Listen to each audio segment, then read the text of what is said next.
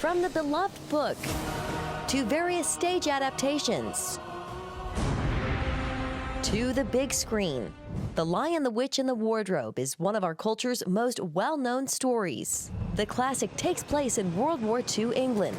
Siblings Peter, Susan, Edmund, and Lucy are sent from their home in London to live with a family friend in the country. It's there they discover the wardrobe that transports them into the magical land of Narnia.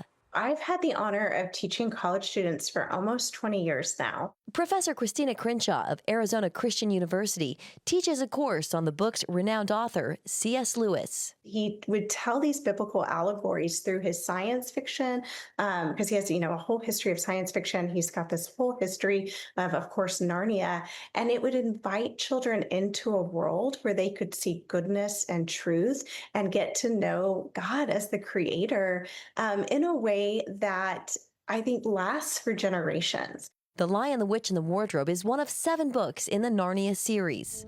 When the siblings enter this magical land, they're faced with good and evil.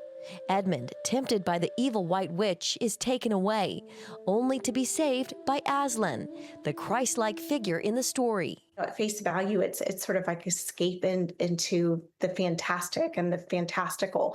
But really, as kids start to engage the story, they realize this is spiritually forming me to rightly align my affections with what's good and what's true and what's beautiful. And I think it also highlights our human sinful nature as well. We see that the characters in the book, they're not flawless. They're not without their sins and their sin issues, but the overarching theme is redemption. It is a savior who comes back to redeem and restore and to take back that which has been captive by the enemy. Publisher HarperCollins is celebrating the 75th anniversary with a major marketing campaign, special events at bookstores, and republishing of the Narnia series with new cover art. At Washington's Museum of the Bible, the story recently came to life on stage. It's been so well received. It's been just wonderful. President of the production company Logos Theater, Noah Stratton, says they plan to produce all 7 stories in the series. Kids love it and think it's great, but then you have adults who are loving it. You have grandparents, and people always will ask us, like, well, what's the best age range to come and see this? And I always say, well, it's like the old Christmas song, kids 1 to 92. Everybody enjoys this because there is a beautiful simplicity while still having so many layers of truth. The museum is also celebrating Lewis with an exhibit, The Myth That Became Fact.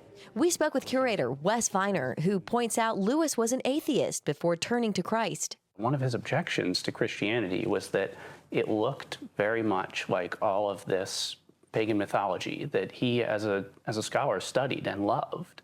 And he thought the story of Jesus looked very much like this. He came over time to believe that maybe Christianity did not resemble those things because it was false. Maybe those things resembled Christianity because it was true. One of the people who helped to change his mind was J.R.R. Tolkien, author of the Lord of the Rings series. He converts to Christianity, and for another decade after that, he's still just an anonymous English literature professor working and teaching students over in England. He doesn't really rise to fame until in the midst of World War II. A producer for BBC Radio read his book, The Problem of Pain, and asked him to come give a series of radio broadcasts on the Christian faith in this very dark time. World War II, Germany is advancing, the whole world feels as if it's collapsing. And it was those radio broadcasts, which were later adapted into the book Mere Christianity, that really launched Lewis to international fame. He became this sort of spokesperson for the Christian faith, and then soon after, this famous fiction author as well. And his legacy and that of The Lion, the Witch, and the Wardrobe endures. The Museum of the Bible is now showing a production on the friendship between Lewis and Tolkien. Netflix also has its own adaptation of the Chronicles of Narnia in the works. It comes out next fall. Jenna Browder, CBN News.